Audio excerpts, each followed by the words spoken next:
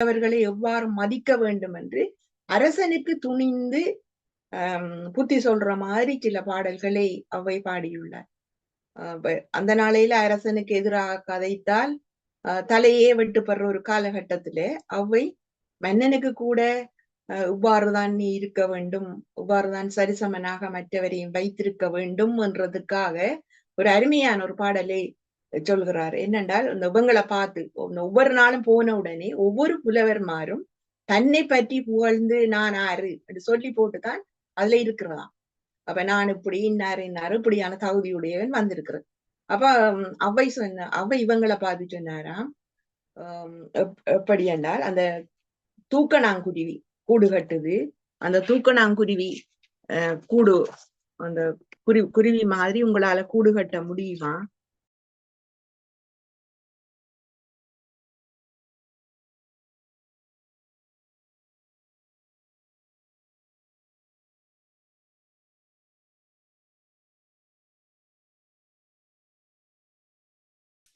அனைவருக்கும் வணக்கம். உலக அமைதி, ஒற்றுமை, மன அமைதி, சமாதானம், ஆரோக்கியம் ஆகியவற்றினை முன்னிலைப்படுத்தி நடத்தும் ஒரு சக்தி வாய்ந்த கூட்டு தியானத்தில் கலந்து கொண்டிருக்கும் அனைவருக்கும் உலக அமைதி நல்லிணக்க குழு PSSM தமிழ் ஐரோப்பா சார்பாக ஒரு இதயபூர்வமான நன்றியை தெரிவித்துக் கொள்ளுகிறோம். இன்றைய நிகழ்ச்சி முதலில் எங்கள் தியானம் பற்றிய சிறு விளக்கம், தியானம் எவ்வாறு செய்யப்படும் என்று கூறப்பட்டு முதல் 15 நிமிடங்கள் இசையுடனும் அடுத்த 15 நிமிடங்கள் மௌன தியானமும் நடக்கும். அதனை அடுத்து நமது சிறப்பு பேச்சாளர் பாடமீன் விஜயலட்சுமி அம்மா அவர்கள் இன்று பேச இருக்கும் தலைப்பு அவ்வை யார். அதனைத் தொடர்ந்து கேள்வி பதில் கலந்துரையாடல் இடம்பெறும். இப்பொழுது தியானத்தை சிட்னி ஆஸ்திரேலியாவிலிருந்து சரோஜாதேவி சுந்தரலிங்கம் மாஸ்டர் அவர்கள் வழிநடத்துவார்கள். நன்றி, வணக்கம். எல்லோருக்கும் எனது பணிவான வணக்கம். முதலில் தியானம் பற்றிய சிறு விளக்கம். தியானம் என்பது ஒரு விஞ்ஞானம், அத்துடன் அது ஆன்மீக தேடலின் வழிகாட்டியும் ஆகும். மனிதர்களாகிய ஒவ்வொருவருக்கும் நான் யார் என்ற தேடலுக்கு விடியளிக்கும் ஒரு சிறந்த பயிற்சியாகும். அன்பே அதன் உணர்வு, அறிவே அதன் வடிவம், மௌனமே அதன் மொழி. இவற்றை உணர்வதே உயிராகிய எமக்கான பேரானந்தம். எனவே எமது இயல்பான சுவாசத்தில் கவனம் செலுத்தி விழிப்புணர்வுடன் தியானம் செய்வதே எமது உயரிய நோக்கமாக விளங்குகின்றது. தியானம் செய்யும் முறையை சற்று கவனிப்போம். தியானத்திற்கு முன்பும் பின்பும் இளம் சூடான நீரை அருந்திக் கொள்ளுங்கள். இது உங்கள் தொண்டை வறட்சியை போக்கும். ஒரு அமைதியான இடத்தில் வசதியாக உட்கார்ந்து கொள்ளுங்கள். உடலை தளர்வாக வைத்துக் கொண்டு நிமிர்ந்த நிலையில் உட்காருங்கள். மூக்கு கண்ணாடி அணிந்திருந்தால் தயவு செய்து அதனை கழற்றி விடுங்கள். கை விரல்களை இப்படி ஒன்றுடன் ஒன்று கோர்த்து மடிமேல் வைத்துக் கொள்ளுங்கள். கால் பாதங்களை இப்படி ஒன்றன் மேல் ஒன்றாக வைத்து அமர்ந்து கொள்ளுங்கள். கண்களை மெதுவாக மூடிக்கொள்ளுங்கள். இந்த நிலையிலே நீங்கள் உட்கார்ந்து தியானம் செய்யும் போது பெருமளவு விஸ்வ சக்தியை உள்வாங்கி சுகமிக்க முடிகின்றது. இதனால் உங்களது உடல், மனம், ஆன்மா ஆகியன வலுவூட்டப்படுகின்றன. உங்கள் இயல்பான சுவாசத்தில் கவனம் செலுத்தி அனாவசிய சிந்தனைகளை கழித்துக் கொண்டு இன்று 30 நிமிடங்கள் நாங்கள் தியானத்தினை மேற்கொள்வோம். முதல் 15 நிமிடங்களும் இனிமையான மன அமைதியை தரும் இசையுடன் இணைந்து தியானத்தை மேற்கொள்வோம். அடுத்த 15 நிமிடங்களும் தொடர்ந்து மௌன தியானத்தினை மேற்கொள்வோம். நன்றி, வணக்கம். கரகோஷம் செய்து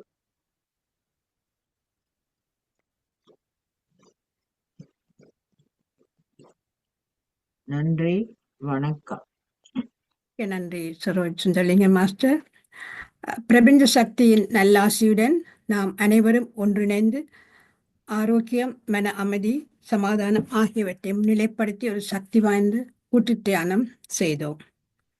நாம் எமக்காக செய்யும் தியானம் கூட்டாக செய்யும் போது அது ஒரு சமுதாய சக்தியாக உருப்பெற்று வீடு, வீதி, நகரம், நாடு, உலகம், பிரபஞ்சம் என்னும் அளவில் விரிவடையும் வலுவுடையது. இத்திய தியானத்தை ஈடுபடுவதற்கு அனைவரையும் ஊக்குவிப்பதோடு அதற்கான வசதிகளை ஏற்படுத்தி கொடுக்கும் உலக அமைதி நல்லிணக்குழு PSSN Tamil Euro PMC Tamil TV அமைப்பினருக்கு எமது இதயபூர்வமான நன்றியை தெரிவித்துக் கொள்கின்றோம். அத்துடன் யூட் தமிழ் டிவி ஜெர்மனி அவர்களுக்கும் நமது நன்றியை தெரிவித்துக் கொள்கின்றோம். இன்று மிகவும் சிறப்பாக சிட்னியிலிருந்து சரோஜா தேவி சுந்தரலிங்க மாஸ்டர் அவர்கள் தியானத்தை மிகவும் சிறப்பாக வழி நடத்தினார்கள். அதற்கு இசைவாக ஆனந்தி மாஸ்டர் ஃப்ளையர்ஸை மியூசிக் போட்டு செய்தார்கள். மற்றும் டாக்டர் சதா மாஸ்டர் அவர்கள் இந்நிகழ்ச்சியை பதிவு செய்து கொண்டிருக்கின்றார்கள். மற்றும் அனைவருக்கும் இந்த தளத்தில் நன்றியை தெரிவித்துக் கொள்கின்றோம்.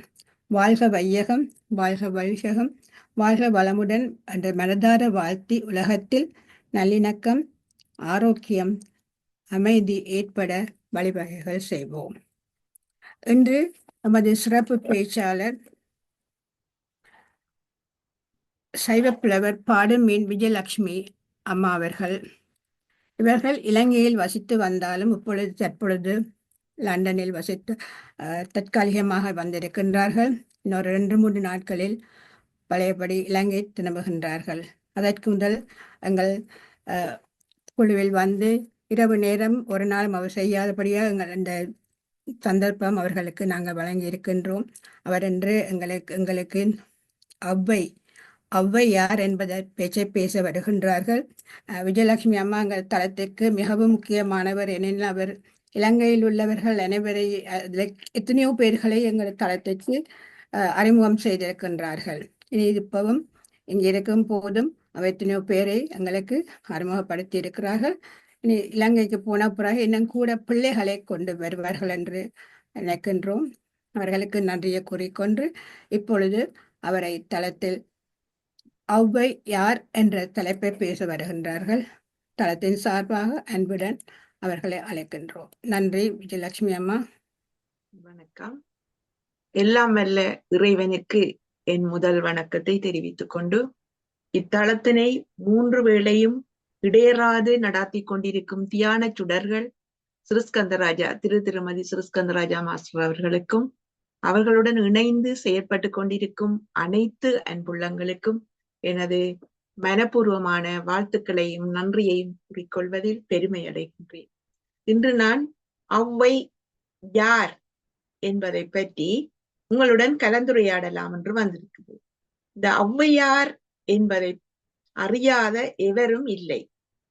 ஆனால் ஒவ்வொரு காலத்திலும் ஒவ்வொருவர் வந்து தோன்றி ஒவ்வொரு நல்ல செய்திகளை எமக்கு தந்திருக்கின்றார்கள். அவர்கள் தந்த அத்தனை செயல்பாடுகளையும் நாங்கள் எடுத்துக்கொள்வது எங்களது கடமையாகும். அப்ப அவர் என்னத்தை எங்களுக்கு தந்திருக்கின்றார், அவர் யார், அவர் எப்படிப்பட்டவர் என்பதை பற்றி நாங்கள் இன்று ஒரு சிறு இதன் உரையின் மூலம் அறிந்து கொள்ளலாம் என்று நினைக்கின்றேன். அந்த வகையில் நான் ஒரு கதை மாதிரி கூறிக்கொண்டு போகின்றேன். என்னவென்றால் அந்த தொடக்கத்திலிருந்து முடிவு வரையும் ஒரு ஒளவையார் அல்ல, பல காலகட்டங்களில் பல ஒளவையார்கள் வாழ்ந்ததாக எங்களுக்கு ஆய்வு நூல்கள் கூறுகின்றன.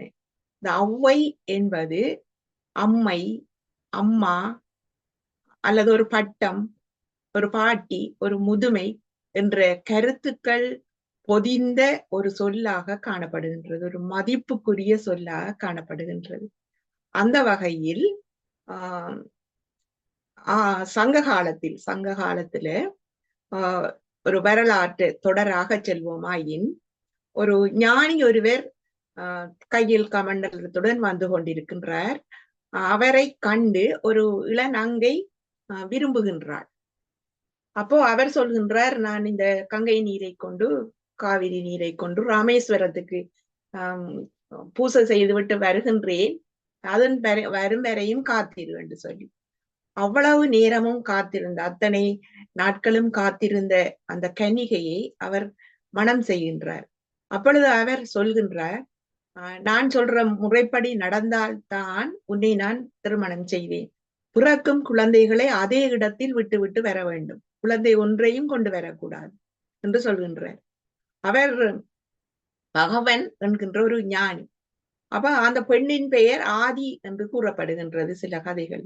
அப்ப அவர்களுக்கு ஒரு இடத்தில் ஒரு அழகான பெண் குழந்தை பிறக்கின்றது.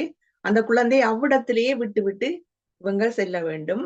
தந்தைக்கு எந்த விதமான பாசம் உணர்வுகளும் ஏற்படவில்லை. ஆனா தாயானவள் வருந்துவாள் தானே. அப்பொழுது இந்த குழந்தை பார்த்து சிரிக்கிறதாம், உங்களை நம்பி நான் வரவில்லை, நீங்கள் சென்று வாருங்கள் என்று விடை கூறுவது போல அந்த சிரிப்பு இருந்துதான். அந்த குழந்தையை பாணர் பாடல்கள் பாடுற ஒரு பாணர் எடுத்து வளர்க்கின்றார். அந்த வளர்ப்பில் வளர்ந்த அந்த பெண் ஆடல் பாடல்களில் வல்லவராக விரலியாக வளர்கின்றாள். விரலி என்பது ஒரு மஞ்சள், ஒரு சின்ன ஒரு மஞ்சள் துண்டை நாங்க விரலி மஞ்சள் என்று சொல்கின்றோம், அந்த பூசுற மஞ்சள். அப்ப ஏனென்றால் அவங்க மஞ்சள் பூசி அரச அவையில் அரங்கேற்றி நகை அணிந்து அப்படி தெரிகிற ஒரு பருவ மங்கையாக வளர்கின்றாள். அவளை ஔவை என்று சங்க காலத்தில் அழைத்தார்கள். அந்த பெண் அப்படியானவள் அந்த அரசனை அந்த வீரம், புகழ், படைப்பலம் இவற்றை பற்றி பாடுபவளாகத்தான் அந்த நேரம் இருந்திருக்கிறார். அப்ப அவங்க இப்படி செய்யற நேரம் அந்த பெண்ணுக்கு மனம் முடிக்கிறதுக்காக வயது வந்து விட்டது, மங்கை பருவம். அப்ப திருமணத்திற்காக மணமகன் வந்து கொண்டிருக்கின்றார். சங்கு முழங்க மேளதாளத்துடன் மணமகன் வந்து கொண்டிருக்கின்றார். அப்பொழுது இவர் ஒரு ஞான குழந்தை அல்லவா, ஞானிக்கு பிறந்த குழந்தை. இவருக்கு அந்த திருமணத்தில் விருப்பம் இல்லை. இவருடனே அலங்காரங்களில் களைந்து விநாயகரிடம் மண்டியிட்டு எனக்கு இந்த திருமணம் வேண்டாம், எனக்கு இளமை வேண்டாம், முதுமை வேண்டும் என்று வணங்குகின்றார். எல்லா பெண்களும் ஆண்களும் ஒன்று கூட எல்லோரும் இளமையைத்தான் விரும்புகின்ற ஒரு நிதர்சனமான உண்மை. ஆனால் அந்த பெண்மணி எனக்கு இளமை வேண்டாம், முதுமை வேண்டும் என்று கேட்கின்றார். அப்ப அந்த மணமகன் வந்து அந்த வரவேற்பறைக்கு வார நேரம் இவர் ஒரு முதுமை கோலத்தோட அந்த முதுமையால் அணிந்த ஆடையுடன் வந்து நிற்கின்றார். அப்பொழுது அவர்களுக்கு என்ன மாதிரி இருக்கும்? மணமகன் திரும்பி சென்று விட்டார். இவவும் அந்த இடத்தை விட்டு, வளர்த்த தாய் தந்தையரை விட்டு, எனக்கு இனி நிறைய தொழில்கள் இருக்கு, நான் செல்ல வேண்டும் என்று இவர் புறப்பட்டு விடுகிறார். இவர் அந்த சந்தர்ப்பத்துல புறநானூறு, அகநானூறு, குறுந்தொகை, நற்றிணை அப்படியான நூல்களில் இவர் 59 பாடல்கள் இருக்கின்றது. அந்த காலத்து சங்க காலத்து ஔவை. அது ஒரு விதமான போக்கு. அப்படி பார்க்கின்றோம். இப்படியான அந்த ஔவை, அதே ஔவை என்று நான் சொல்லவில்லை, இப்படியான அந்த ஔவை என்ற பெண்மணி அடுத்த ஒரு காலகட்டத்தில் பக்தி இலக்கியம் காலகட்டம் என்று வைத்துக் கொள்வோம் என்றால், அங்க இறைவனை வழிபாடு செய்தல் அப்படியான ஒரு காலகட்டத்தில அந்த ஔவை போய் விநாயகரிடம் கேட்கின்றார், எனக்கு பொன் தா, பொருள் தா, பெண் தா, கணவனை தா என்று கேட்கவில்லை. பாலும் தெளிதேனும் பாகும் பருப்பும் இவை நாளும் கலந்துனக்கு நான் தருவேன், கோலம் செய் துங்கக் கரிமுகத்து தூமணியே, நீ எனக்கு சங்கத்தமிழ் 3 தா என்று கேட்கின்றார். அப்ப அந்த ஔவைக்கு ஒரு கண் வந்து தமிழ், அடுத்த கண் அந்த சைவமாக இருக்கின்றது. அப்ப இயற்றமிழ், இசைத்தமிழ், நாடகத்தமிழ், இந்த முத்தமிழையும் தான் அவர் வேண்டி அந்த பாடல்கள் பாடுவதற்காக தமிழ் அன்னையாக போற்றப்பட்டு செய்கிறார். இவருக்கு ஒரு தனி இடம் இல்லை, தனி ஊர் இல்லை, இருப்பிடம் இல்லை. இவர் சென்ற இடமெல்லாம் சிறப்பாக வளர வேண்டும் என்ற நோக்கத்தில் நடந்து சென்றுதான் அந்த நாளையில இப்படி நாங்கள் இப்ப இருக்கிற மாதிரியான வசதிகள் இல்லை, நடைப்பயணமாகத்தான் அந்த செல்ல வேண்டும். அப்ப இவர்களுக்கு உணவு கொடுத்து வரவேற்று செய்யறதெல்லாம் மன்னர்களின் கடமையாக இருந்தது. இவங்க எல்லாரும் போய் அந்த மன்னர்களை புகழ்ந்து பாடுவார்கள். மன்னர்கள் இவர்களுக்கு பரிசுகள் கொடுப்பார்கள். அதை கொண்டு தானும் உண்டு பிறருக்கும் கொடுத்து வாழ்வதுதான் இவரின் தொழில். இவ்வாறு இவர் நடந்து செல்லும் பொழுது ஒரு களைப்பாக இருந்தது. அப்ப அந்த ஒரு மரத்தின் கீழ் ஆறுவதற்காக இருந்த போது அந்த மரத்தில் இருந்த சிறுவன் கேட்கிறான், பாட்டி பசிக்கின்றதா என்று. நாவற்பழம் வேண்டுமா என்று கேட்டதாகவும், அப்போ என்ன வேணும், சுட்ட பழம் வேணுமா, சுடாத பழம் வேணுமா என்று கேட்கிறான். இவருக்கு அதில் ஒரு அதிர்ச்சி ஏற்பட்டு விட்டது. நான் இத்தனை காலம் இருந்தேன், நாவற்பழம் சுட்டு சாப்பிடுவதாக எனக்கு தெரியவில்லையே, என்றாலும் பார்ப்போம் என்று சுட்ட பழம் போடு என்று சொல்கின்றார். சிறுவன் அந்த மரத்தை பிடித்து அசைக்கிற நேரம் நன்றாக கனிந்த பழங்கள் மணலில் விழுகின்றது. இவர் அதை எடுத்து ஊதி இந்த மணலை போக்குவதற்காக ஊதுகின்றார். என்ன பாட்டி பழம் சுடுகின்றதா என்று சிறுவன் கேட்கிறான். அப்பொழுதுதான் இவருக்கு ஒரு ஞானம் கிடைத்தது. இந்த கருங்காலி கட்டைக்கும் நாணாத கோடாலி இந்த வாழைத்தண்டுக்கு வளைந்து விட்டதே என்று புலம்புகின்றார். என்றாலும் தனக்கு அந்த சிறுவன் ஒரு அறிவினை புகட்டி விட்டான். என்னவென்றால் படித்தவர்களுக்கு தான் அறிவு, கர்வம், ஆணவம் என்று இல்லாமல் ஏழைகளுக்கும் கூட உபரான திறமை இருக்கின்றதே என்றாலும் நான் ஈரிரவு என் கண் துஞ்சாது என்று முடிக்கின்றார். இப்படித்தான் இருந்தாலும் 2 நாளைக்கு நான் நித்திர கொள்ள மாட்டேன், இந்த சிந்தனை எனக்கு ஓடும் என்று சொல்கின்றார். இப்படியான அந்த ஔவைக்கு அது முருகப்பெருமானாக இருந்ததாகவும் அவர் இவருக்கு ஞானம் கொடுத்ததாகவும் அப்படியும் கதைகள் இருக்கின்றது. நாங்கள் அதோட நிப்பாட்டி போட்டு இங்கால போனோம் என்றால் அவர் திருப்பி நடந்து வார நேரம் வழியில் ஒரு சிறு குடிசை வீடு. அப்ப தன்னிடம் ஒன்றும் இல்லை, அந்த தோளுக்குள்ளால போட்டு அந்த சீலை துணியும் அந்த ஆடையோடையும் தான் வருகின்றார். பிறகுல அந்த வீட்டை கொஞ்சம் களைப்பார்வமே என்று அந்த வீட்டு திண்ணையில் இருக்கின்றார். இருக்கும் பொழுது அங்க ஒரு மாது ஓடி வந்த ஒரு பெண்மணி பாட்டி பசிக்கிறதா, நான் கூழ்தாரன் குடிக்கிறீங்களான்னு கேட்கிறேன். எனக்கு எதுவானாலும் சரி, எனக்கு பசி தீர்ந்தால் சரி என்ன அந்த கூளை வாங்கி குடித்துட்டு நிமிர்ந்து பார்க்கிறார். சுவரில் 2 வரிகள் கரியினால் எழுதப்பட்டிருக்கின்றது. இது என்ன என்று கேட்க போது அந்த பெண் சொல்கிறார், நான் ஒரு கணிகையர், ஆடல் பாடல்கள் அரசனுக்கு செய்பவள், எனக்கு சரியான விருப்பம் கம்பரை கொண்டு என்னை பற்றி புகழ்ந்து எழுத வேண்டும் என்று சொல்லி. அப்ப நான் அவரிடம் கேட்ட பொழுது அவர் 1000 பொற்காசுகள் தந்தால்தான் உனக்கு ஒரு பாட்டெழுதி தருவேன் என்றார். என்னட்ட உள்ளது 500 பொற்காசுகள் தான். எல்லாத்தையும் விட்டு நான் அவருக்கு கொடுத்தேன். அவர் 2 வரிகள் மட்டும் எழுதிவிட்டு மீதி 500 பொற்காசுகள் கிடைத்தால் நான் அதை முடிக்கிறேன் என்று சென்று விட்டார் என்று வருந்தி சொன்னேன்.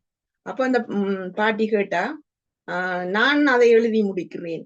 இல்ல பாட்டி, என்னட்ட ஒன்றும் இல்லை, காசு இல்லை, உங்களுக்கு 500 பொற்காசுகள் தருவதற்கு என்று அவள் வருந்துகிறாள்.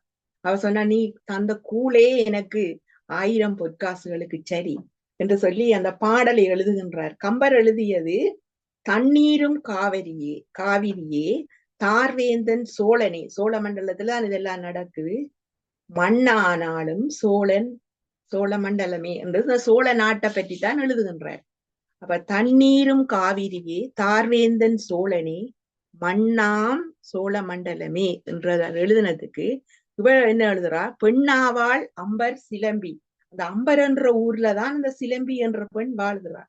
பெண்ணாவாள் அம்பர் சிலம்பி அரவிந்தமே தாள் அணிந்த செம்பொற் சிலம்பு. அவள்ற அரவிந்த கால்ல போட்டிருக்கிற சிலம்புதான் செம்பொல் சிலம்பு என்று அந்த சிலம்பியை பற்றி மீதி 2 வரியையும் அந்த கீழே எழுதி விட்டு போயிட்டார்.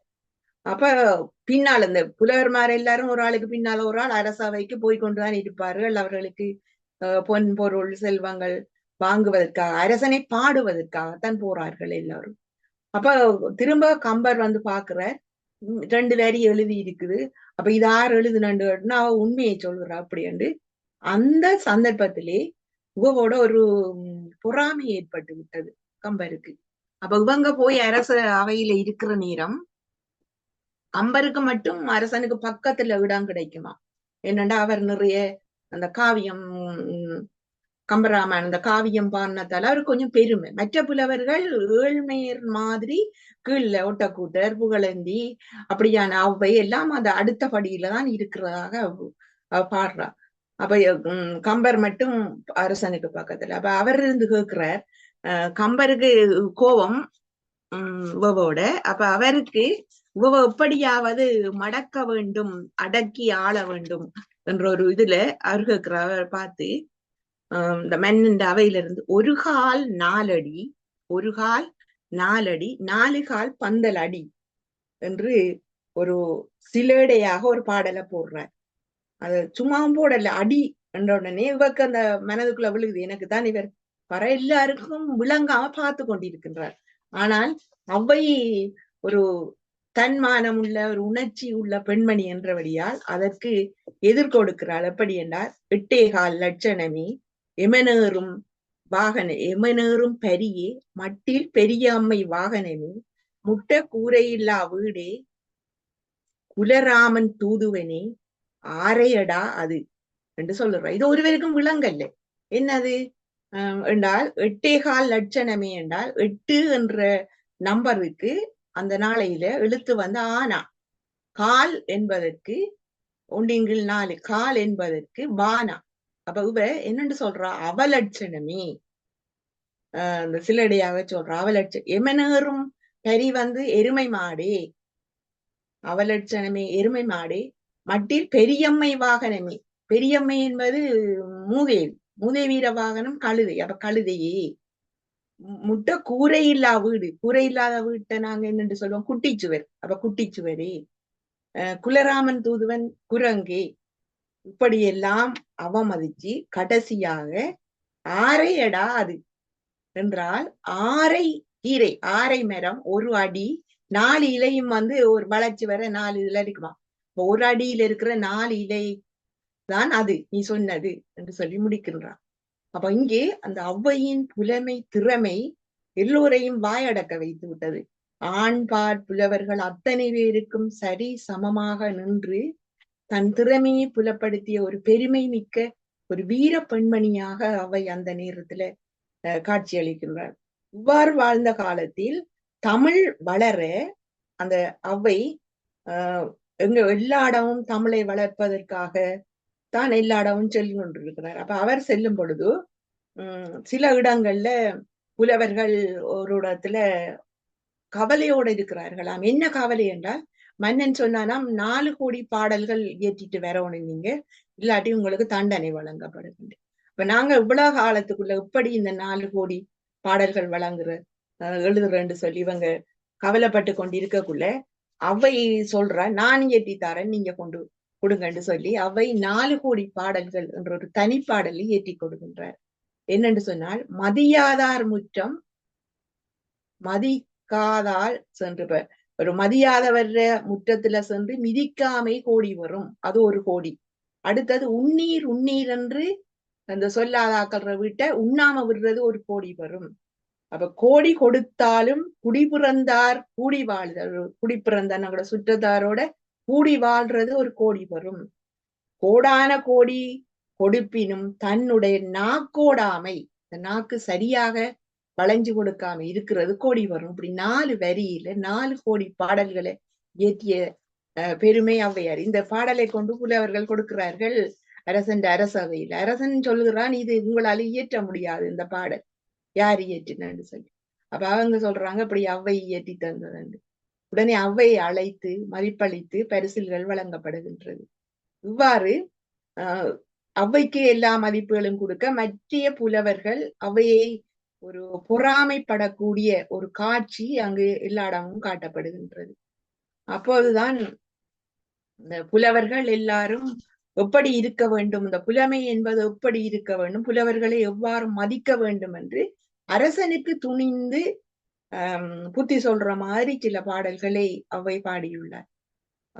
அந்த நாளையில அரசனுக்கு எதிராக கதைத்தால் தலையே வெட்டுப்படுற ஒரு காலகட்டத்திலே ஔவை மன்னனுக்கு கூட இவ்வாறுதான் நீ இருக்க வேண்டும், இவ்வாறுதான் சரிசமனாக மற்றவரையும் வைத்திருக்க வேண்டும் என்றதுக்காக ஒரு அருமையான ஒரு பாடலை சொல்கிறார். என்னென்றால், இந்த இவங்களை பார்த்து ஒவ்வொரு நாளும் போன உடனே ஒவ்வொரு புலவர்மாரும் தன்னை பற்றி புகழ்ந்து நான் ஆறு என்று சொல்லி போட்டுதான் அதுல இருக்கிறதாம்.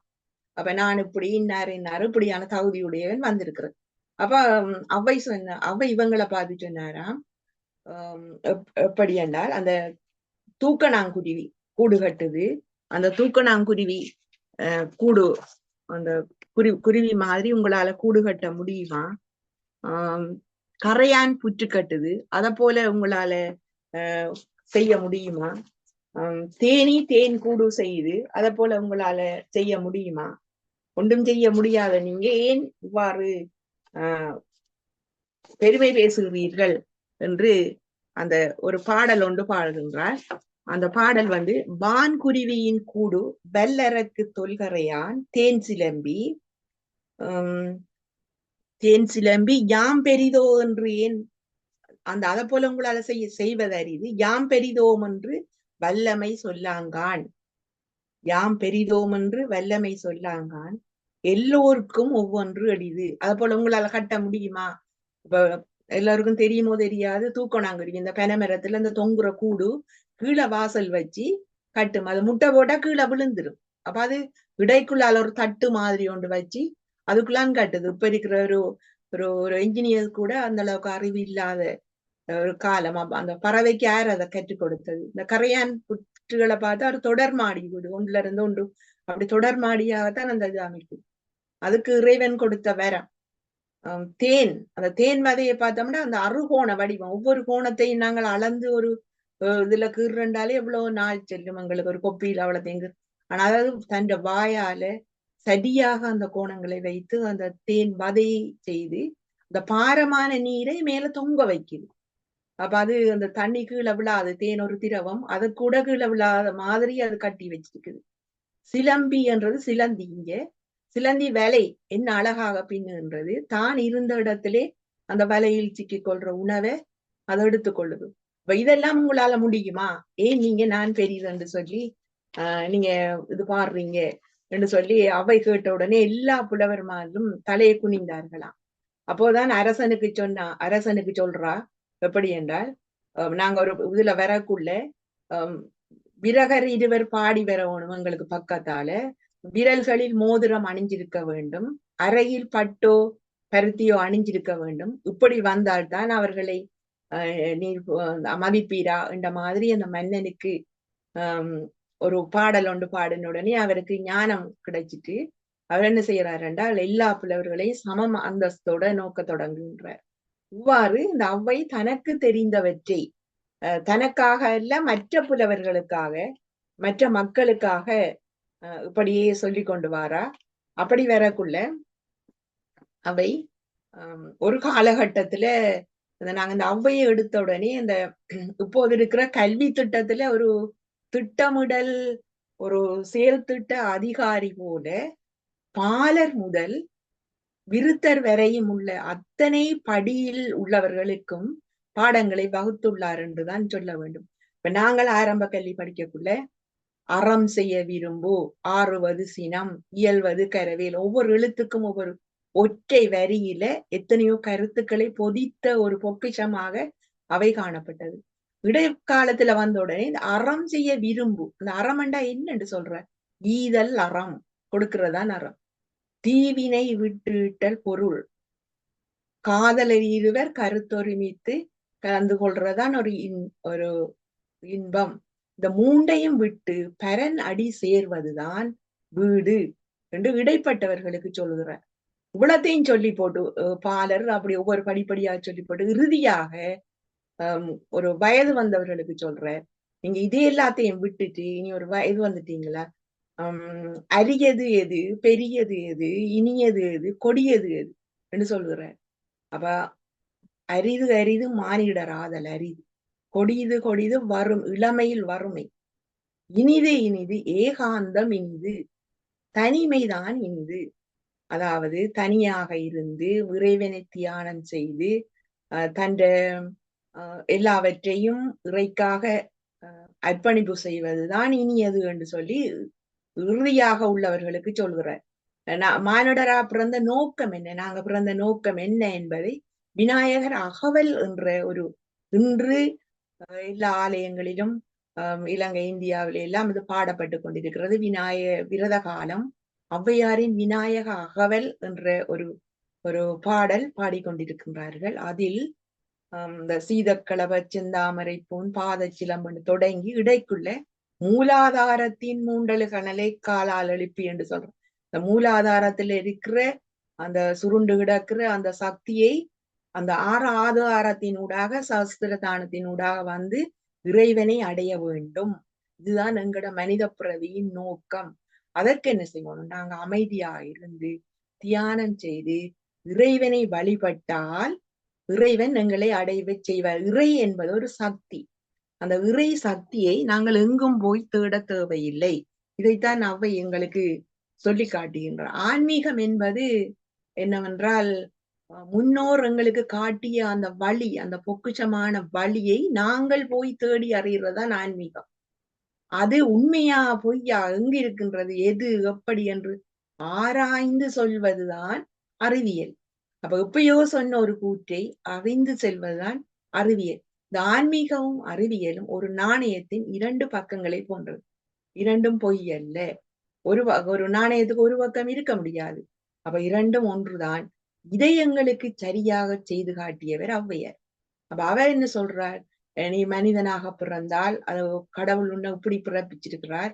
அப்ப அந்த மனிதனாக பிறந்த நீ பிறருக்கு ஈய வேண்டும், கொடுக்க வேண்டும், அறம் செய்வதற்கு விரும்பு, சின்னல்ல விரும்பு, பிறகு அதை நல்ல வழியில் ஈட்டி அந்த அறத்தை கொடு. வறுமை மிகவும் கொடியது. அந்த வறியவர்களுக்கு உதவி செய். நீ இவ்வளத்தையும் செய்த பிறகு ஒரு மனிதனாக வாழ்ந்து காட்டு. கஷ்டப்படுறவர்களுக்கு உதவி செய்து ஒரு நல்ல மனிதனாக வாழ்ந்து காட்டு. அதற்கு உனக்கு நல்ல சொல் வேணும். இன்சொல் இனிதே. அதான் அறம். திருமூலர் கூட சொல்கிறார், யாவர்க்குமாம் இறைவற்கு ஒரு பச்சிலை என்ற பாடலே இன்சொல் கடைசியில யாவர்க்குமாம் ஒரு இன்சொல் தானே என்று சொல்லி. அப்ப நீங்க பிறருக்கு கொடுக்க இல்லாட்டியும் ஒரு இனிமையான ஒரு இன்சொல்லால செய்யுங்க. இப்படியான செயல்களை எல்லாம் செய்து நீங்க வந்தீங்கன்றால் இறைவனுடன் போய் சேர்வீர்கள். அப்ப நாங்க அந்த மூலாதாரத்துல இருக்கிற அந்த சக்தி, இறை சக்தியை நாங்க விநாயகர் என்ற ஒரு வடிவத்துல காட்டுறாங்க. அப்ப அந்த விநாயகர் கைலைக்கு ஔவையை தூக்கி வைத்ததாக கதைகள் எல்லாம் இருக்கின்றது. அதை நாங்கள் சிந்தித்து பார்க்க வேண்டும். எங்கட உடல்ல இருக்கிற அந்த 6 ஆதாரங்கள்லையும் அடியில இருக்கிறது அப்படியே வந்து மேல போறதுதான் அந்த கைலாயத்துக்கு மக்களை அகற்றுவதாக நாங்கள் கொண்டு செல்வதாக எங்களோட ஆணவத்தை அகற்றி ஆன்மாவை ஒரு ஆன்ம ஈடேற்றத்தை அடைய செய்வதற்குத்தான் இறுதியாக ஔவை எங்களுக்கு அறிவுரை சொல்லி சென்றிருக்கின்றார். அப்ப இந்த ஔவை என்பது யார்? இப்பொழுது நாங்கள் திருப்பி வந்தோம் என்றால் முதலிருந்து இந்த ஔவை என்பது யார்? எங்களுக்கு வாழ்வதற்கு வழிகாட்டியவர். முதலாவது என்ன சொல்கிறார்? அன்னையும் பிதாவும் முன்னறி தெய்வம். அதுதான் உங்களுக்கு கடவுள். அதுக்கு பிறகுதான் நீங்க ஆலயம் தொழுவது சாலம் நன்று. அப்ப உங்களுக்குரிய கடவுள் அன்னையும் பிதாவும். அவர் சொல்லியபடி நடந்திருந்தால் இன்று முதியோர் இல்லங்கள் இருந்திருக்காது. முதியோர்களை செய்திக்க மாட்டாங்க, புறக்கணிச்சிருக்கிற மாட்டாங்க. அப்ப அந்த ஔவை காட்டிய வழியில் வாழ்ந்தால் இந்த வையகம் உள்ளவர்கள் அத்தனை பேரும் வாழ்ந்து எல்லோரையும் சிறப்பாக ஒரு சிறந்த ஒரு நிலைக்கு கொண்டு செல்லலாம். நாங்களும் ஒரு நற்பெயரோட மற்றவர்களுக்கு வாழ்ந்து காட்டலாம். இப்பொழுது ஔவை அறம் செய்வதற்கு விரும்பியவள், இடையில் உள்ளவர்களுக்கு நல்ல வழியில் வாழ்வதற்கு வழிகாட்டியவர்கள், எல்லோரையும் சமமாக மதித்தவர்கள், ஏழைகளுக்கு இறந்து கொடுப்பவர், தனக்கிட்ட கையில இல்லாட்டியும் வாயால நன்றாக வாழ்த்துபவர், வரப்புயர என்று ஒரு மன்னனை வாழ்த்தி வந்தார். மன்னனுக்கு விளங்கவில்லை. பிறகு கேட்டார், என்னண்டு? வரப்புயர நீர் உயரும், நீர் உயர நெல்லுயரும். அந்த பாடலை பாடி காட்டினார். அப்ப ஒவ்வொன்றும் படிப்படியாக உயர வேண்டும் என்றால் நாங்கள் ஔவை காட்டிய வழியில் வாழ்ந்து அனைவருக்கும் எங்கள் இனிது இனிது ஏகாந்தம் இனிது என்று சொல்லி இனிதாக இருந்து மௌனத்தை கடைப்பிடித்து இந்த தியானத்தை செய்து அனைவருக்கும் நாங்கள் வழிகாட்டுவோமானால், ஔவை காட்டிய வழியில் செல்வோமானால் அனைவரும் இன்புற்று வாழலாம். வாழ்க வையகம், வாழ்க வளமுடன், எல்லோரும் வாழ்க, இன்பமே சூழ்க என்று இந்த சந்தர்ப்பத்தை அளித்த எங்கள் தியான தளத்தினருக்கு நன்றி கூறி விடைபெறுகின்றேன். காலம் நேரம் மற்ற நாட்டில் உள்ளவர்களுக்கு நேரம் இதாயிருக்கும். நானும் உங்களோட தளத்தில் உள்ள இந்த தியான தளத்தில் உள்ள இரவு நேர அன்பர்களை ஒரு நாளும் சந்திக்கவில்லை. அதனால் இன்றைய நேரம் உங்களை சந்திப்பதில் மிகவும் மகிழ்ச்சி அடைகின்றேன். நன்றி, வணக்கம். மிகவும் நன்றி அம்மா. அருமையான பேச்சு. ஔவையார் என்று சொல்லி இப்படி பல ஔவையார்கள் இருக்கிறார்கள் என்பதை நீங்கள் தெளிவுபடுத்தினீர்கள். அருமையாக இருந்தது. நான் நேரம் கருதி நான் எல்லோரையும் கருத்து சொல்லும்படி அழைக்கப் போகின்றேன். முதலாவதாக நாங்கள் உங்களுடைய பேச்சுக்கு பாராட்டியும் வாழ்த்தியும் கைதட்டுவோம். அதன் பிறகு டாக்டர் நவரத்னம் பேசுவார்.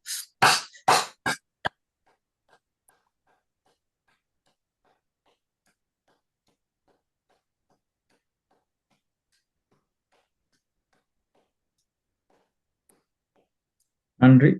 இப்பொழுது டாக்டர் நவரத்னம் நீங்க பேசலாம்.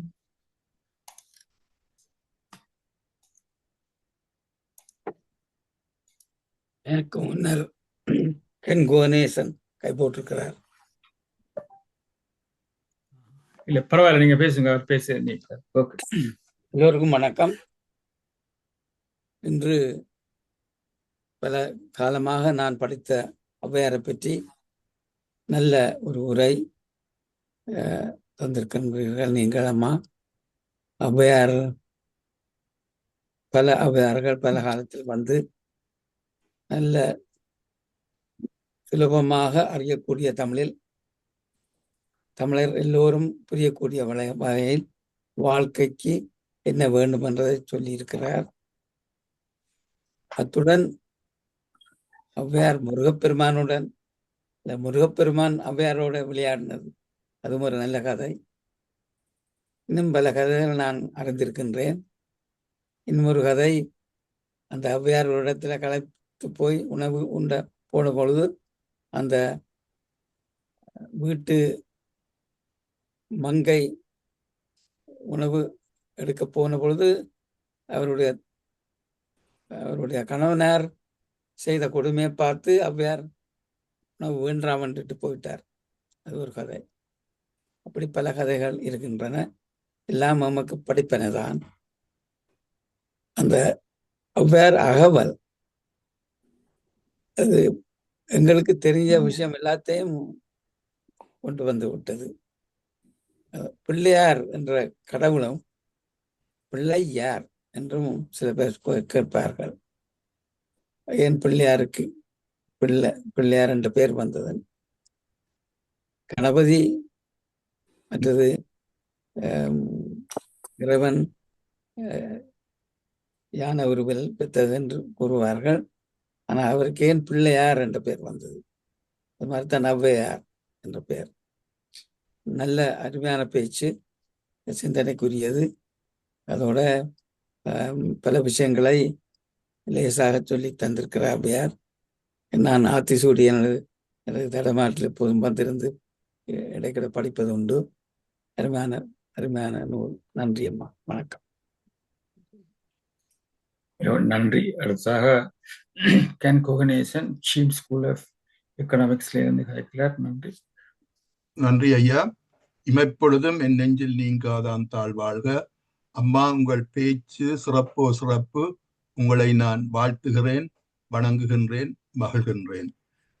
நீங்கள் பேசிய பேச்சில் கேள்வி கேட்பதற்கு ஒன்றும் இல்லை, ஏனென்றால் தெளிவாக பேசியுள்ளீர்கள். ஆனபடியா நான் ஒரே ஒரு கருத்தை கூறி முடிக்கின்றேன்.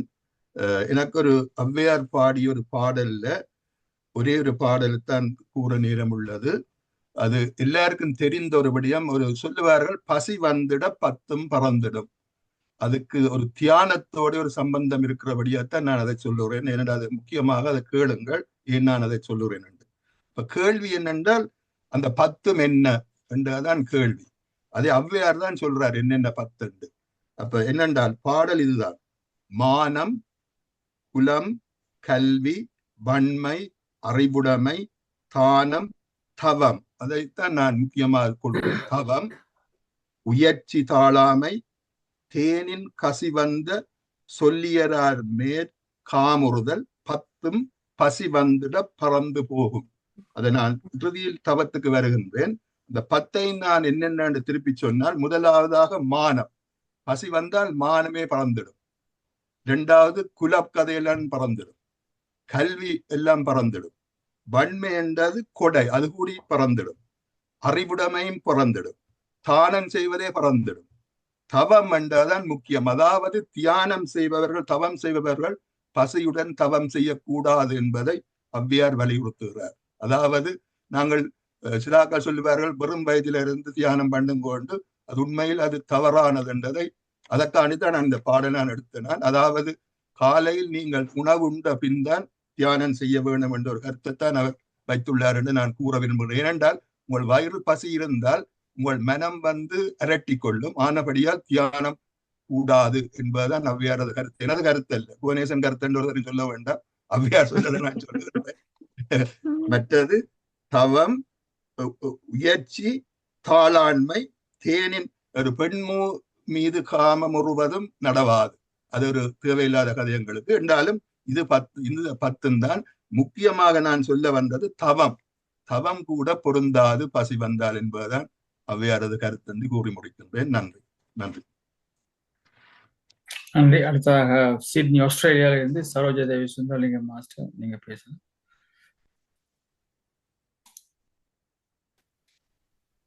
நன்றி ஸ்ரீகந்தராய மாஸ்டர். எல்லோருக்கும் எனது வணக்கம். பாடுமீன் சைவ புலவர் விஜயலட்சுமி அம்மாவுக்கு எனது வணக்கத்தை தெரிவித்துக் கொள்கின்றேன். என்று ஒரு அருமையான தலைப்பிலே இது பலருடைய மனதிலும் எழுந்துள்ள ஒரு கேள்வியாக இருந்தது. ஒவ்வொரு காலத்திலும் ஒவ்வொரு பெண் புலவர்கள் ஔவை என்ற பெயரில் வலம் வந்துள்ளார்கள். எந்த ஔவை எங்களுக்கு இந்த வாழ்வியல் தத்துவத்தை உணர்த்தினார்? ஆத்திசூடி, கொன்றை வேந்தன், அப்படி பல நூல்கள் மூலம் எந்த ஔவையார் எங்களுக்கு இதனை கூறினார் என்று நாங்கள் பல தடவைகள் சிந்தித்ததுண்டு.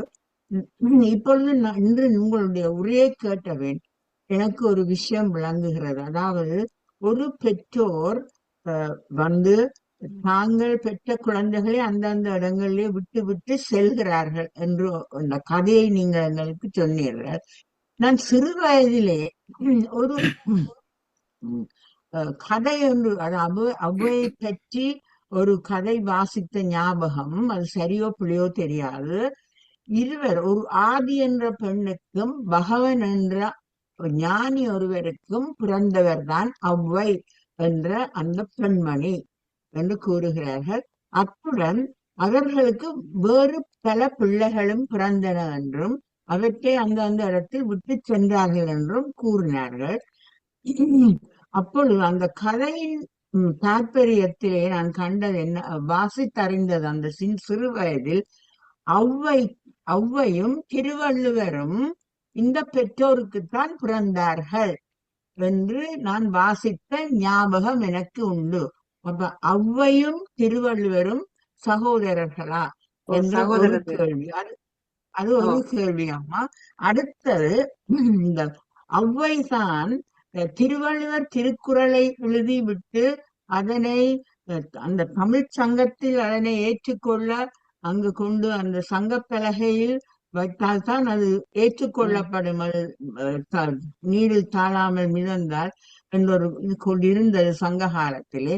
அந்த ஔவைதான் திருவள்ளுவரின் திருக்குறளை தமிழ்ச்சங்கத்தில் அரங்கேற்றிய பெருமையை பெற்றார். அதனால்தான் திருக்குறள் உலகளாவிய ரீதியில் ஏற்றுக்கொள்ளப்பட்டது என்றும் ஒரு கருத்து இருக்கின்றது. அதை பற்றி உங்கள் கருத்து என்னம்மா? தயவு செய்து நீங்கள் சொல்வது சரிதான். அப்ப அந்த வள்ளுவரும் கூட முதலாவது குறளில் அகர முதல எழுத்தெல்லாம் ஆதி பகவன் முதற்றே உலகு என்று சொல்ற. அப்ப சிலர் சொல்றாங்க ஆதி பகவன் என்றது இறைவனை பற்றி என்று. அது அப்படி அல்ல. அவர்கள் ஒவ்வொரு இடத்திலையும் விட்டு சென்ற நிறைய 7 பிள்ளைகள் அப்படித்தான் சில இடத்துல கூறுறாங்க. ஒவ்வொன்றும் ஒரு புலவர்களாகத்தான் வந்திருக்கிறாங்க. அப்ப அதுல ஔவையார் தான் திருவள்ளுவர் திருக்குறள் அரங்கேற்றி எழுதி முடிஞ்சது. ஒருவரும் அரங்கேற்றத்துக்கு ஒத்துக்கொள்ளல. என்னண்டா உண்ட குலம் என்ன, கோத்திரம் என்ன என்று சொல்லி அவரை அம்மா அப்பா என்று சொல்ல இயலாத ஒரு கட்டம்ன்றதை நாங்க இங்க ஒப்புவிக்கலாம் ஔவையார் போல.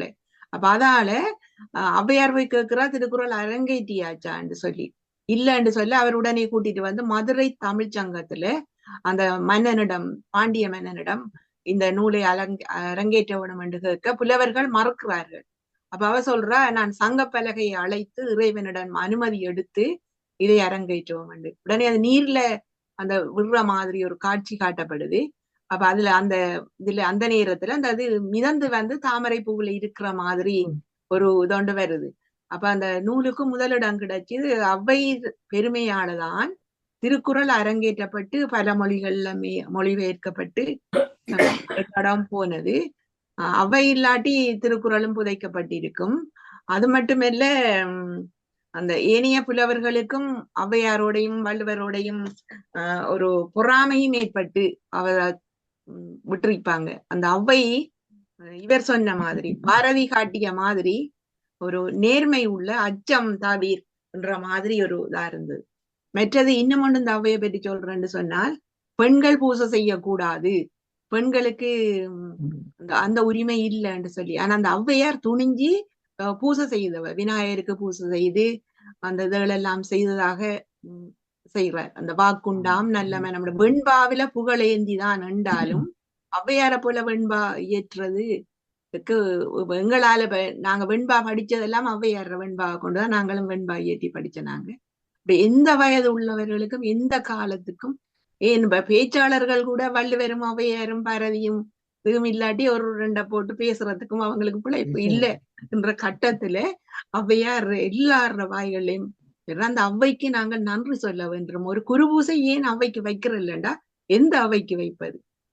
சங்க காலத்து ஔவையா, பக்தி இலக்கிய சுந்தரர் காலத்து சேரமானோட போன அந்த காலத்து ஔவைக்கா, 12ஆம் நூற்றாண்டில் வாழ்ந்த ஔவைக்கா, 14ஆம் நூற்றாண்டில வாழ்ந்த ஔவையும் ஒரு ஆள் இருக்கிறார்.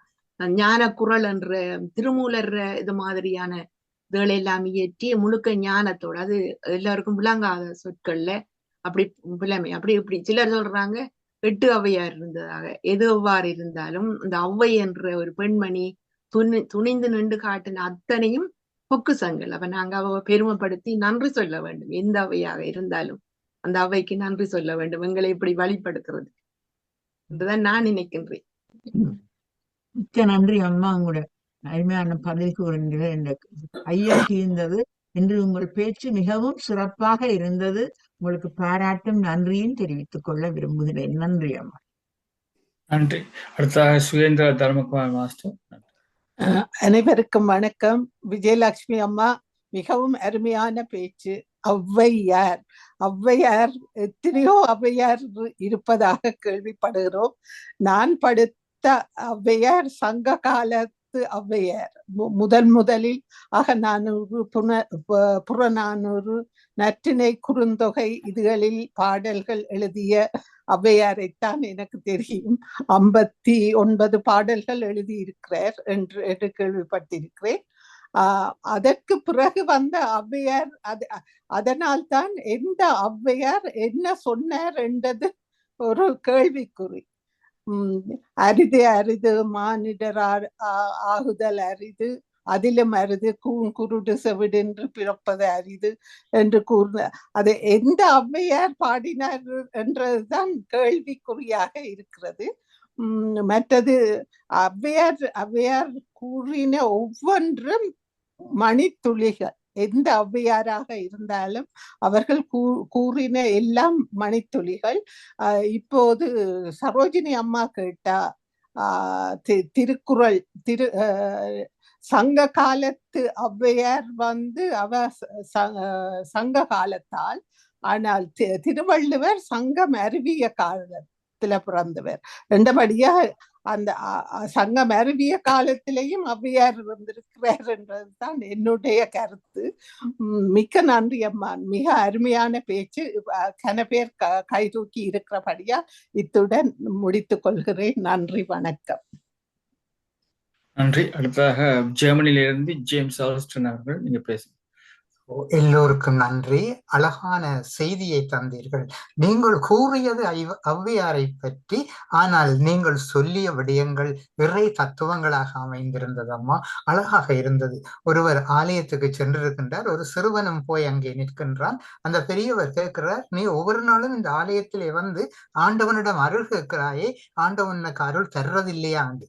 அப்பொழுது சிறுவன் சொல்றான், ஆண்டவன் அருள் தருகிறான், ஆனால் அந்த அருள் மற்றவர்களிடமிருந்து வர வேண்டும், ஆனால் அவர்கள் தான் தருகிறார்கள் இல்லை என்று.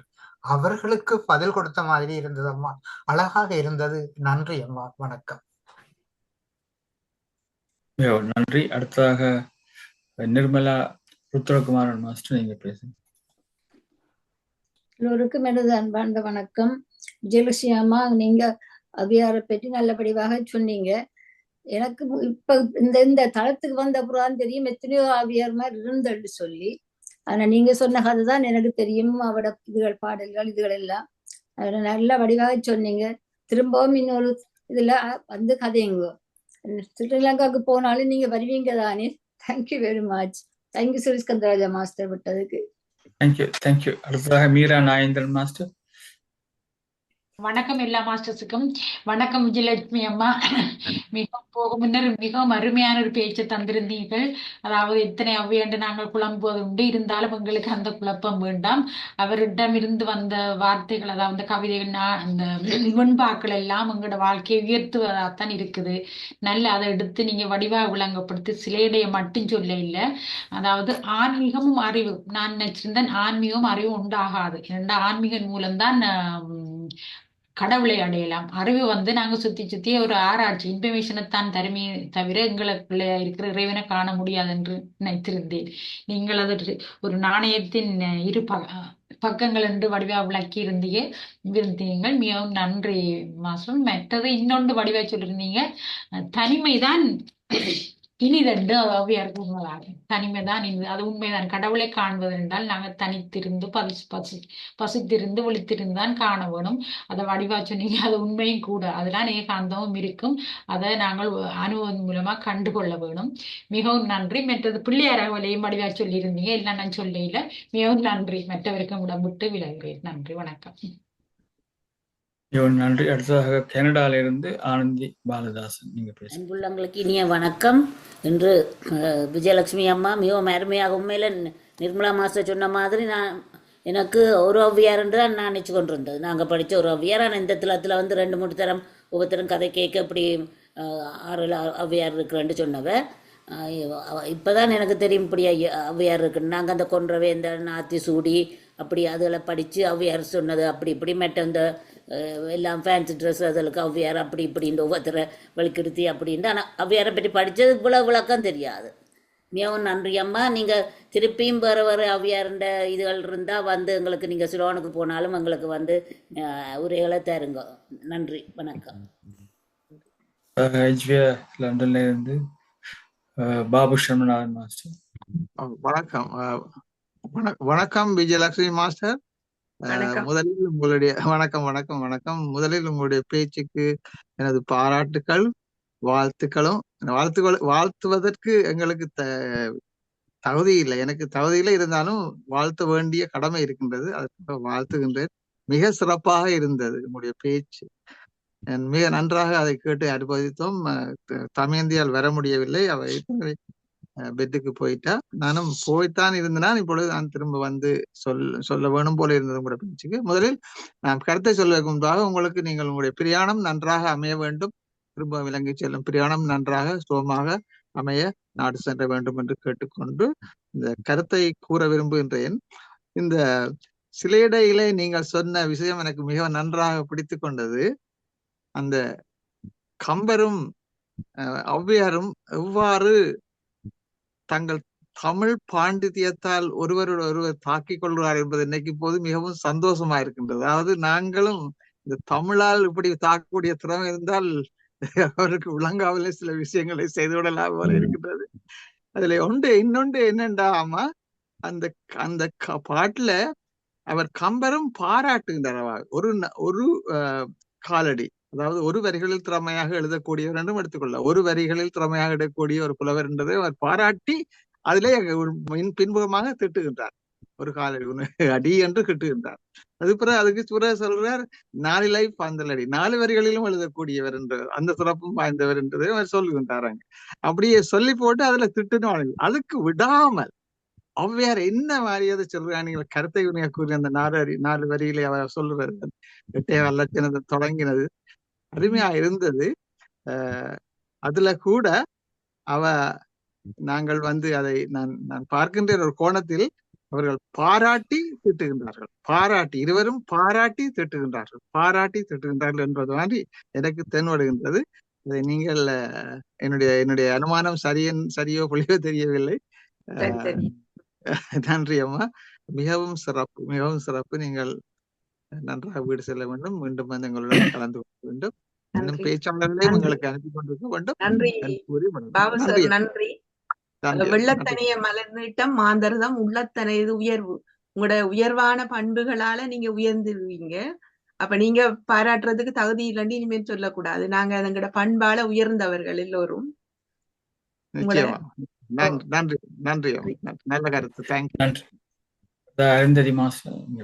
அனைவருக்கும் வணக்கம். மிக்க நன்றி விஜயலட்சுமி அம்மா, மிகவும் சிறப்பான பேச்சு. இந்த பேச்சு ஒரு தடவை மறக்க மாட்டேன். இந்த ஔவையார் எனக்கு ஒரு பெரிய ஒரு சந்தேகமா இருக்குது, ஏன் இத்தனை ஔவையார் வந்தவே? ஒரு ஔவையாராவே கேட்டுக்கொண்டு இருந்திருக்கலாமே, இந்த குழப்பம் எல்லாருக்கும் வந்ததுன்னு எனக்கு ஒரு கேள்வி வந்திருக்குது. என்னத்துக்காக இப்படி குழப்பங்கள் வந்தோன்னு இருக்குது, எத்தனை ஔவையார் என்று சொல்லி? அதுக்கு மறுமொழி சொல்ல முடியுமா? பட்டங்கள் கொடுக்கிற மாதிரி அந்த திறமையான ஒரு புலமைக்கு ஒரு பட்டம் ஔவை என்று நாங்கள் எடுத்துக்கொண்டோம் என்றால், அந்த காலத்துல அந்த திறமை இருந்தவருக்கு அந்த ஔவை பட்டம் கிடைச்சிருக்குது என்று எடுத்தோம் என்றால் ஔவையார் என்று வச்சாங்க. அதுக்கு பிறகு வந்தவர்களும் அப்படி திறமையாக இருந்ததால இவங்களுக்கு ஔவை அந்த விருது கொடுக்கிற மாதிரி இவங்களும் ஔவையாராக அப்படி போற்றப்படுகிறார்கள். அவர்களுக்கு இளமையில வேற பெயர்கள் இருந்திருக்கலாம், அந்த ஔவை என்ற பெயர் தான் பிரபலியமானது. அப்படி எப்படி ஒரிஜினல் ஔவையார் யார்? எல்லாருக்கும் ஔவையார் தான், ஒரிஜினல் அண்டி இல்ல. 8 ஔவையார் இருந்ததாக ஆய்வு செய்யறாங்க. எங்களுக்கு நாங்க ஒரு 3 ஔவையார் எடுத்தோம் என்றால், ஆதியில் இருந்தார் ஒரு ஔவையார், அவர் தான் அந்த சங்க காலத்துல அந்த அதிகமா நெல்லிக்கனி கொடுத்த ஔவையார். அதுக்கு பிறகு சுந்தரர் காலத்துல பக்தி இலக்கிய காலத்துல சேரமான் பெருமானோட உறவு கொண்ட ஔவையார். அவர் சேரமானிடம் தனக்கு ஆட்டுப்பால் வைத்தியத்துக்கு தேவைன்னு போய் கேட்டாராம். ஆடு கொடுத்த சேரன் என்று பாடிடுவான்ற பயத்துல பொன்னாளான செய்த ஒரு ஆட்டை கொடுத்தாராம் சேரமான். நான் சுரப்பதற்கு ஆடு கேட்டேன், அவர் பொன்னாடு வந்தார், நான் இறப்பவள் தானே என்று பாடிவார் ஔவையார். அப்படி அந்த காலத்துல ஒரு. அதுக்கு பிறகு அந்த எங்கட 12ஆம் நூற்றாண்டு காலத்துல அந்நியர் ஆட்சி காலத்துல இந்த தமிழ் மறுக்கப்பட்டிருந்த காலம், தெரியாத காலத்துல அந்த ஆத்திசூடி கொன்றை வேந்தன் இயற்றி இருக்கிறார் எல்லாருக்கும் ஒரு பாடமாக. அதுக்கு பிறகு வந்த ஒரு படியில வந்த இறுதியில வந்த ஔவையார் தான் அந்த திருமூலரை பின்பற்றி ஔவை குறள், ஞான குறள் அப்படியான இதுகள் எழுதியிருக்கிறார். அப்ப அந்த எல்லோரும் அந்த பண்டிதர் அப்படி கலைமானி டாக்டர்ன்ற பட்டம் கொடுக்கிற மாதிரி இப்படி எடுக்கிற பெண் புலவர்களுக்கு அந்த ஔவை என்ற ஒரு பெருமையான ஒரு பெயரை கொடுத்திருக்கலாம் என்று நாங்கள் அப்படி ஏற்றுக்கொள்ள வேண்டும். அப்ப எந்த ஔவை சிறந்தது என்று நாங்கள் சொல்ல முடியாத அளவு எல்லா அவையும் சிறந்த ஒரு பொருள் நயப்பட்டு கருத்துக்களை தான் தந்திருக்கிறார்கள். அப்ப நீங்க ஔவையார் எல்லோரும் எல்லா காலத்திலையும் தந்த எல்லா ஔவையார்களும் நல்ல கருத்துக்களை தான் தந்திருக்கிறாங்க. அப்ப எதை சிறந்தது என்று நாங்கள் கூற முடியாது. எங்களுக்கு எது வேண்டுமோ அதை நாங்கள் எடுத்துக்கொள்வோம்.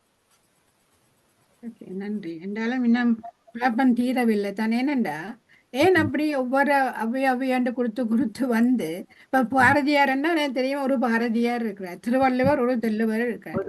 ஏன் ஔவையார் இப்படி வந்ததுன்னு தான் ஒரு கேள்விக்குறியாக இருந்தோன்றிருந்தது. நானும் முன்னர் எல்லாம் ஒரே ஔவையார் தானே எல்லாம் செய்தான் நானும் நினைச்சிருந்தேன். பிறகு அந்த வரலாறுகளை தேடி பார்க்கிற நேரம் தான் அந்த சில அந்த ஆதியில அதிகமான இருந்த காலம் வந்து கனகாலம், அப்ப அந்த நெல்லிக்கனி கொடுத்த காலம், அப்ப அது வேற அவை. பிறகு ஒரு பாடல் ஒன்று பாடுற கான மயிலாட கண்டிருந்த வான்கோழி, காணும் அது அந்த வான்கோழி என்றது இந்தியாவில இல்லையா. அப்ப அது போர்த்துகேசர் ஆட்சி காலத்துக்கு பிறகுதான வந்து சேர்ந்ததாம். அப்ப அது அந்த இடப்பட்ட காலத்துல பாடின ஔவையாராக இருக்கலாம் என்று சொல்லுகிறாங்க. அப்புறம் இந்த கணபதி வழிபாடும் விநாயகர் வழிபாடும் பிறகு வந்தது. அப்ப அது அந்த விநாயகர் அகவல் பாடினது அது வந்த ஔவையார். இப்படித்தான் அந்த ஆராய்வு செய்கிறார்கள். அந்த ஔவை என்ற ஒரு பெருமையை வச்சிருக்கிறாங்க தங்களோட பேருக்கன்று நினைக்கின்றேன். படத்தை காட்டிக்கல ஒரு ஆள் உருவம் தான், ஒரு ஆள் உருவத்தை தான் எல்லாத்துக்கும் போடுறாங்க. அதுதான். ஓகே, நன்றி நன்றி நன்றி. ராதா மாஸ்டர் நீங்க பேசலாம். வணக்கம், எல்லோருக்கும் வணக்கம். விஜயலட்சுமி அம்மா, உங்களோட பேச்சு நல்ல சரியான சிறப்பான பேச்சு. நீங்கள் ஔவையார் ஒரு ஆள் இல்ல பலர் என்றதை வடிவா விளங்கப்படுத்தி இருக்கிறீங்க எங்களுக்கு. எல்லாரும் நல்ல நல்ல கருத்துகள் சொல்லியிருந்தேன். கடைசியா அருந்ததி அம்மா கேட்ட கேள்விக்கு நான் ஒரு மறுமொழி வச்சிருக்கிறேன். சரியோ பிள்ளையோ எனக்கு தெரியாது, நான் சொல்றேன். இப்ப அருந்ததி அருந்ததியம்மா செவரல் அருந்ததிஸ் இருக்கலாம் தானே, ராதாண்டா செவரல் ராதாஸ் இருக்கலாம் தானே. அப்படி அந்த காலத்துல 2ஆம் நூற்றாண்டில ஒரு புலவர் இருந்திருக்கிற அவாக்கு ஔவையார் அவ்வை பிராட்டி என்று சொல்லி இருக்கிறார். அப்ப அவ்வை பிராட்டி என்றா அந்த சொல்லு வந்து குறிக்கிற அந்த பிராட்டி என்ற சொல்லு வந்து இப்ப திருமதி, மிஸ்ஸஸ், அம்மணி, செல்வி என்று சொல்ற மாதிரி தானே அந்த பிராட்டி. அப்ப அந்த பிராட்டிக்கு சரியான தமிழ் போட்டிருக்குன்னா அம்மணி என்று. அப்ப அவ பிராட்டியா இருந்தா அந்த அம்மணி என்றது வந்து ஒரு ஒரு பட்ட சொல்லு மாதிரி அப்படி கொடுத்திருக்கணும். அப்ப அந்த அவள போட்டிருக்கணும் என்னன்னா, சங்ககால ஔவையார் வந்து தெய்வ பிறவியிலே அவ ஒரு சங்க புலவர், அவர் பெண் விடுதலைக்காக குரல் கொடுத்தவர். அது அவர் வந்து பிறந்தது ரெண்டாம் நூற்றாண்டுல. அவர் தான் அந்திமானின் தோழி. அது மட்டும் இல்லையா, அந்த காலத்துல அந்திமானோட அவர் சிறந்து மதுவும் அருந்தினவான்னு சொல்லி இருக்கணும் அந்த வரலாறுல. மற்றது 9வது நூற்றாண்டுல பிறந்த ஔவையார் தான் அந்த விநாயகர் அகவல் எழுதினவா. ஏன்னா 2ஆம் நூற்றாண்டுல வந்து கணபதி வழிபாடு இருக்க இல்லை. அந்த காலத்துல 2ஆம் நூற்றாண்டுல இருந்தது வந்து சமணம், பௌத்தம், அஜீவகம். அசீவகம் என்றதுதான் அநேகமா தமிழட்ட சமயம் என்று அசீவகம் என்றதான் வச்சிருந்தவர். அப்ப அந்த 2ஆம் நூற்றாண்டுல அந்த மூன்று இருந்ததை ஒழிய பிள்ளையார் வழிபாடு இருக்கல. பிள்ளையார் வழிபாடு வந்தது வந்து 9ஆம் நூற்றாண்டுலயா. அது வந்து சேரமான் காலத்து அவதான் அந்த விநாயகர் அகவல். அதை இப்ப அம்மா சொன்னவா, விஜயலட்சுமி அம்மா சொன்னவா சேரமான். பிறகு 12ஆம் நூற்றாண்டுல வந்த ஔவையார் தான் ஆத்தி சூடி கொன்றவேந்தன் எழுதினது. பிறகு 17ஆம் நூற்றாண்டுல ஒரு ஔவையார் வந்தவா, அவதான் அந்த பேயை விரட்டி அந்த படத்துல பார்த்திருப்பீங்கள், ஔவையார் பேயை அடிக்கிறாண்டு ஒரு சீன் ஒன்று வருது. அதை பாடினது ஔவையார் வந்து 17ஆம் நூற்றாண்டு. 18ஆம் நூற்றாண்டு ஔவையார் தான் பந்தன் அந்தாடி ஆடிய ஔவையார் வந்து தான் அந்த 18ஆம் நூற்றாண்டுல வந்தது. ஆனா சும்மாவே தமிழ்நாட்டுல எல்லாரும் நாங்கள் அந்த ஔவையார் படத்தை பார்த்த மாதிரி ஒரு ஔவையார் என்று தானே நினைச்சு கொண்டிருந்தது. அப்ப 2013ஆம் ஆண்டு தமிழ்நாட்டு அரசாங்கம் என்ன செய்ததென்றாலாம், அதை திருத்த பார்த்தவையாம். அதை திருத்தி சொன்னவையாம். இந்த பல ஔவையார் இருக்கண்டு அப்படி சொன்னாலும் அது அதுல ஒரு பிள்ளை விட்டுக்கணுமா, 2 ஔவையார் தான் இருந்த மாதிரி எழுதினவையாம். அப்ப பிஜேபி அவ என்ன சொல்லிச்சுன்னா, அவ வந்து அவன் அந்த தினமலர் என்ற ஒரு செய்தி ஒரு பேப்பர்ல அதை போட்டு விட்டுச்சுனமா.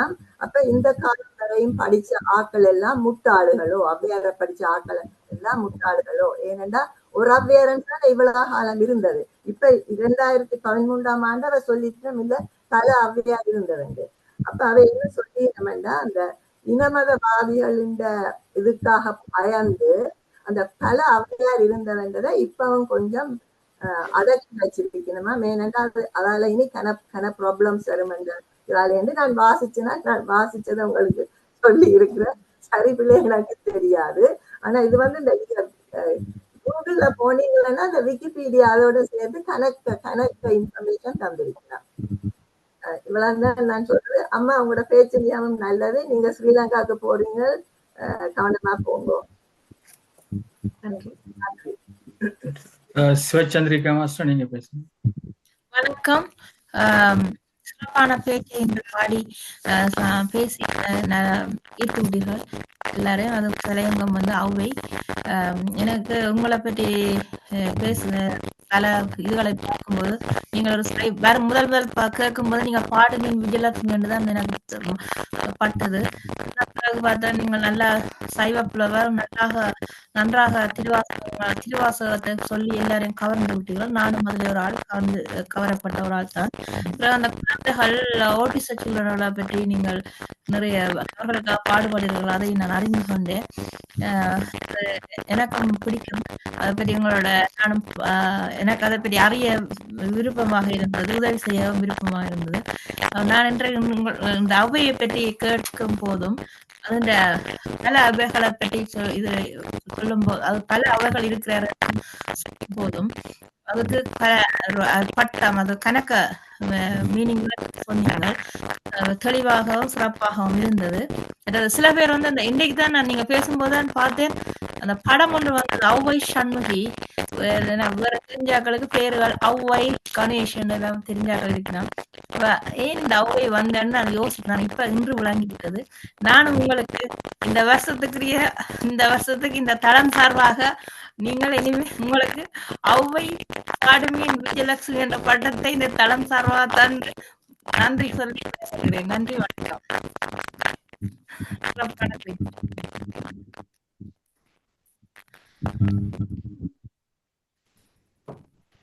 நன்றி, வணக்கம்.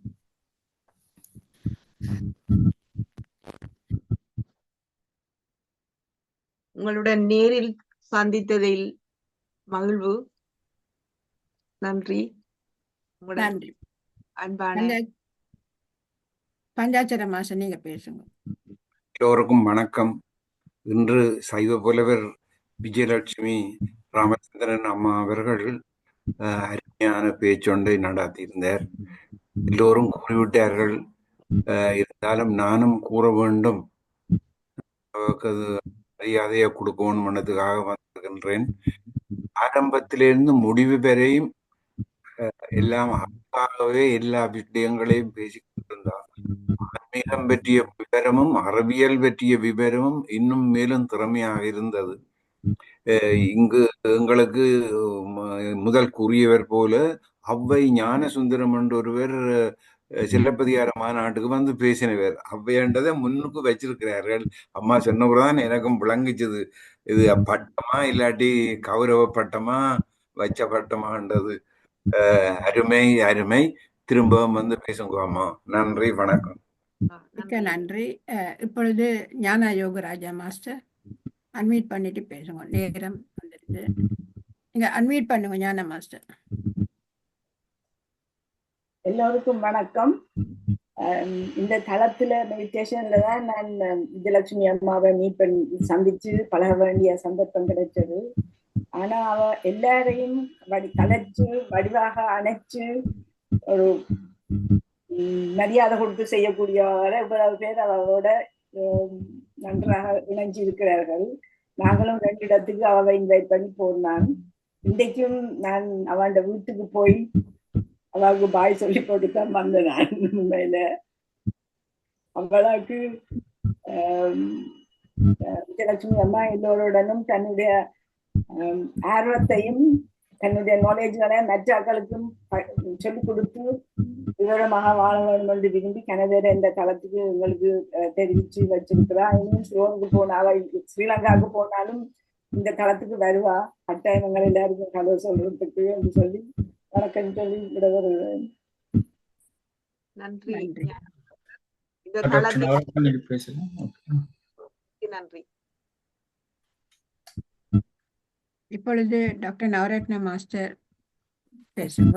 நாங்கள் நேரம் வந்துட்டு எல்லாரும் கொஞ்ச நேரம் கழிச்சுட்டு திரும்பவும் அழைத்ததுக்கு நன்றி. 2-3 விஷயம் கூற விரும்புகிறேன்.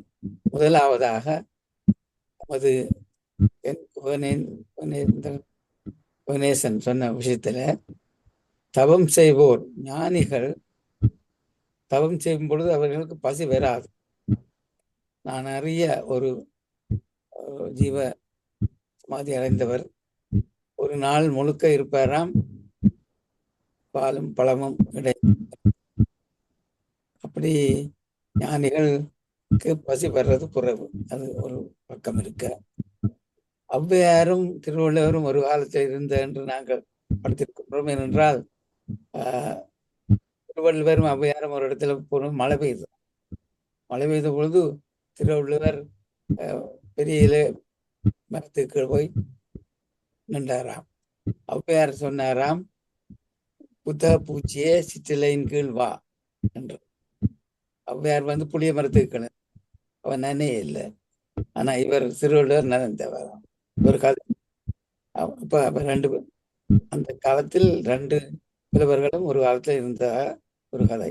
இத்துடன் நீங்கள் சொன்ன மாதிரி ஔவை நடராஜன், ஔவை கணேசன், இந்த ஔவை என்றது பட்ட பேராக இருக்கலாம். அப்ப தமிழ் அறிஞர்களுக்கு பட்ட பேர் ஔவை. சில ஔவை ஆண்களாகவும் இருக்கலாம் என்று என்னுடைய கருத்து.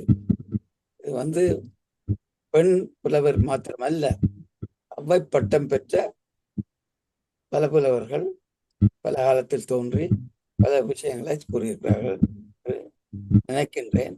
என்னுடைய யூகம் பற்றி நான் ஆதாரம் இல்லை என்றாலும் ஒரு நல்ல நமது மனத்தை தூண்டும் ஒரு பேச்சு. நன்றி அம்மா, வணக்கம். நன்றி.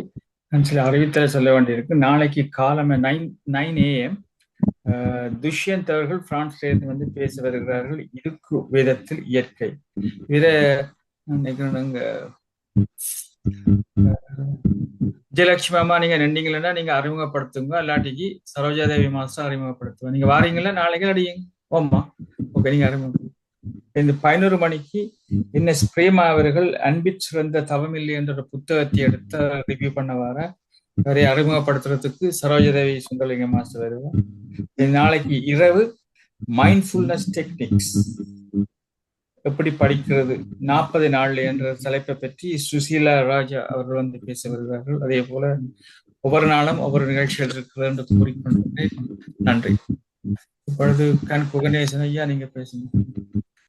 நன்றி ஐயா. மன்னிக்கவும், நான் திரும்ப வருவதற்கு நான் வர விரும்பவில்லை என்றாலும் 2 கருத்துக்கள் கூற வேண்டியுள்ளது. உங்கள் கருத்துகளின்படி இந்த டாக்டர் நவரத்னம் ஐயா, நான் முன்னுக்கே சொன்னேன் குகணேசனது கருத்தல்ல, ஔவையார் தான் கூறியிருக்கிறார் 10ல் 1 தவம் என்று. அது ஒரு கருத்து, அதை விடுங்க. 2வது முக்கியமாக ராதே அம்மா சொன்னது 9ஆம் நூற்றாண்டில தான் அந்த மூவரும் இருந்தது. நான் அதை உறுதிப்படுத்துவதற்காக அந்த இடத்துக்கே நான் போனேன். அந்த கோயிலுக்கு பெயர் அது கேரளாவில் இருக்கிறது. அது பஞ்சாட்சர மாசத்துக்கு தான் உதவியா இருக்கும். பாடல் பெற்ற தலம், அதை சொல்றது திருவஞ்சிக்குளம். அது இந்த கோயிலுக்கு பெயர் திருவஞ்சிக்குளம். அங்கு நான் போய் பார்த்தேன். அங்குதான் சேரமான் பெருமான் நாயனார் ஆண்ட இடம். அங்கு அவருக்கு சுந்தரமூர்த்தி நாயனார் ஃப்ரெண்டா இருந்தார், ஔவையாரும் ஃப்ரெண்டா இருந்தார். அங்கிருந்துதான் அந்த மூவரும் கைலாயம் சென்றார்கள். அப்ப என்னண்டா, சேரமான் பெருமானுக்கும் சுந்தரமூர்த்தி நாயனாருக்கு தான் இறைவன் அழைப்பு கொடுத்தார் முதல். ஔவையார் வந்து விநாயகரை தொழுது கொண்டிருந்தார். அப்பொழுதுதான் சீதக்கலவ செந்தாமரை பூவை பாடினார். அப்படி பாடிக்கொண்டிருக்கும் பொழுது சேரமான் பெருமானும் சுந்தரமூர்த்தி நாயனாரும் அவர்கள் வெள்ளை யானையிலும் குதிரையிலும் ஏறி கைலாயத்துக்கு புறப்பட்டு விட்டார்கள். ஆனால் ஔவையாருக்கு ஒரு நர்வஸ் வந்துட்டு, அதை இவங்க 2 பேரும் போட்டாங்க என்ன விட்டுட்டு அவர் அப்ப விநாயகரை நோக்கி அந்த சீதக்கலவ செந்தாமரை பூவை பாடும் பொழுது அந்த ஔவையார் விநாயகர் சொன்னார, நீ ஒன்றுக்கும் கவலைப்படாத, இவங்க 2 பேருக்கு முன்னாலே நான் உன்னை கொண்டு போய் கைலாயத்தில் விடுகிறேன் என்று அவரை ஔவையாரை கைலாயத்துக்கு விநாயகரே கூட்டி சென்றார். இந்த விடயத்தை அந்த கோயிலிலே செய்து வைத்திருக்கிறார்கள். நான் நேரே போய் பார்த்தேன். அதாவது நீங்கள் விருப்பம் வேண்டாம் போய் பார்க்கலாம். விசேஷமா பஞ்சாட்சர மாஸ்டர் திருவஞ்சிக்குளம் பாடல் பெற்ற தலம் கேரளாவில் இருக்கின்றது என்று கூறி வைக்க விரும்புகின்றேன். மற்றது இன்னொரு 3வது கருத்து விரைவாக, அந்த ஔவை என்பது ஆண்களுக்கும் உள்ளது. ஏன்னா நீங்க முன்னுக்கு சொன்னீர்கள், நான் ஒரு சிறுபையனாக இருக்கும் பொழுது சேர்க்குலார் விழாவில் எனக்கு தங்கப்பதக்கம் பரிசு கிடைத்த பொழுது எனக்கு இந்தியாவிலிருந்து பரிசு தந்தவருக்கு பெயர் ஔவை துரைசாமி. அவரது மகன் தான் டாக்டர் சொன்ன ஔவை நடராஜன். அவற்ற மகன் ஔவை அருள். அவர் இப்பொழுதும் உள்ளார். பெரும் கல்விமான்கள் 3 தலைமுறைக்கும் ஔவை என்றான் அவர்களுக்கு பெயர். ஔவை துரைசாமி, ஔவை நடராஜன், ஔவை அருள். அந்த துரைசாமியும் நடராஜ இருவரும் இறந்து விட்டார்கள். ஆனா ஔவை அருள் இப்பொழுதும் இருக்கிறார். தமிழ்நாடு அரசாங்கத்திலும் மிக முக்கியமான பொறுப்புகளை வகித்தவர்கள் என்று கூறி வைக்க விரும்புகின்றேன். நன்றி. கேட்டதுக்கு நன்றி. நன்றி. நன்றி. அடுத்ததாக கணபதி ராஜா மாஸ்டர், நீங்க பேசுங்க, அதோட நாங்க நிறைவு செய்ய வேணும். கணபதி மாஸ்டர். நன்றி அருந்ததி அம்மா. நன்றி ஸ்ரீகந்தராஜா ஐயா. வணக்கம் விஜயலட்சுமி அம்மா. அனைவருக்கும் வணக்கம். மிக மிக சிறப்பான பேச்சை இன்றை தந்தீர்கள். நான் புதிதாக சொல்வதற்கு எதுவும் இல்லை, எல்லோருமாக கூறிவிட்டார்கள். எனவே சுருக்கமாக அதை முடித்துக்கொண்டு, அந்த அருந்ததி அம்மா கேட்ட ஒரு கேள்வி, ஔவையார் என்றால் நாங்கள் ஒரு முதியவர் என்ற அடையாளத்தோடு தான் இருந்தோம் என்று. அப்படி அல்ல அம்மா. ஔவையார் முதியவராகத்தான் இருக்க வேண்டும் என்று இல்லை. இதில் ஒரு 2013ஆம் ஆண்டுக்கு முன்பு கொழும்பில் ஒரு பெரிய மாநாடு நடந்தது, ஒரு முழு நாள் மாநாடு ஔவையாரை பற்றி. அந்த படத்தில், புத்தகத்தில் போட்டிருந்த படத்தில் ஒரு 16 வயது மதிக்கத்தக்க ஒரு பெண்ணின் படத்தை தான் போட்டிருந்தார்கள். அதனால் ஔவையார் முதியவராக இருக்க வேண்டும் என்று அவசியம் இல்லை. அந்த ஐயா குறிப்பிட்டது போல ஔவை நடராஜன் ஐயா அவர்களின் உரையை நான் பல தடவைகள் கேட்டிருக்கிறேன். சிறப்பா இந்த ஒரு நல்ல ஒரு அறிவு பகிரப்பட்டிருக்கிறது. மிக்க நன்றி அம்மா. அனைவருக்கும் வணக்கம். மிக்க நன்றி. வசந்தராஜ் மாஸ்டர், கன நேரம் எடுக்காங்க, தயவு செய்து நாங்க க்ளோஸ் பண்ற டைம் வந்துட்டு நீங்க பேசலாம் இப்ப. நன்றி. எனக்கு இந்த பேர்கள் வந்து எழுதுறதுலேயே எனக்கு பெரிய ஒரு சிக்கல் ஒன்று இருக்கின்றது. எனக்கு தெரிஞ்ச அருந்ததியே 5 பேர் இருக்கணும். அப்போ நான் டெம்பிள் அருந்ததி, சர்ச் அருந்ததி, இந்த சூம் அருந்ததி இப்படின்னு தான் நான் போட்டு வச்சிருக்கிறேன். அதே மாதிரி பேர் எனக்கு 10 பேர் இருக்கு. கிருஷ்ணராஜாண்டு அது நான் எழுதுறதுக்கு டைரியில வந்து எழுதி போட்டு எந்த ஸ்ரீன்னு சொல்லி சில வந்து யாரும் கேட்டா எடுத்து கொடுக்க மாட்டேன், கொஞ்சம் கஷ்டப்படுறேன். அப்படி இந்த ஆனிஸ்லாம் யோசிச்சு பார்க்குறேன். சில இந்த பேர்கள் வந்து அது ஆனால் ஒன்று சத்தியம் வந்து ஒன்று உண்மைதான். எல்லாருக்கும் ஒரே ஒரு சத்தியம், ஒரே ஒரு தெய்வம், அதுல வந்து இந்த மாற்றம் இல்லை. மெடிடேஷன் உண்டு, இதெல்லாம் வந்து மாற்றம் இல்லை. இந்த பேர்கள் வந்து எங்களுக்கு பேர்களை விட முக்கியமாக வந்து சத்தியங்கள் முக்கியம் என்று நினைச்சுக்கொள்கிறேன். மற்ற இந்த பசியை பேட்டி கதைச்சுங்கள் எதுவும் வந்து பசி இல்லாமலும் செய்ய இல்லாத பசியோட எங்க ஜீசஸ் கிரைஸ்ட் வந்து 40 நாள் சூப்பர் நேச்சுரலா இருந்து மெடிடேஷன் செய்து மோசஸ் அப்படி செய்திருக்கிறார். ஆனால் நான் என்னதை யோசிச்சு பாக்குறேன்னு சொன்னா எதுவும் கூடினால் பிரச்சனை தான். எல்லாம் ஒரு அளவோட இருக்கணும். பசியோட இருந்து செய்ய இயலாது, பசி கூட சாப்பிட்டு போட்டு இருந்து செய்ய இயலாது. அதுவும் அடுத்த பிரச்சனை. அவன் சாப்பிட்டு போட்டு அவனவன் செய்யற அந்த பசியை அது எக்ஸசைஸ் மாதிரி ஒன்றும் செய்யாமல் சும்மா இருந்து அவனவன் எவ்வளவு கஷ்டப்படுறான்னு அதுவும் தெரியுது எனக்கு. அப்ப எல்லாம் கூடினாலும் பிரச்சனை, கேட்க வேண்டியது எல்லாமே கணக்கா இருந்தா காணும்னு சொல்லி நீங்கள் சந்தர்ப்பத்தை கொடுத்ததுக்கு நன்றி கூறுகிறேன். இந்த பேர்கள் வந்து ஒரு சிக்கல் தான். உண்மையில வந்து எல்லாம் கூடினால் எதுவும் பிரச்சனை. 10 பேர்கள் ஒரே ஆட்களை தெரிஞ்சாலும் ஞாபகம் வைக்கணும். அப்படி எல்லாம் இருந்தாலும் கொஞ்சம் ஜோதிச்சு தான் நடக்க. நன்றி, வணக்கம். அதுக்கு மேல ஒன்றுமே சொல்றதுக்கு நன்றி வசந்தராஜ் மாஸ்டர்.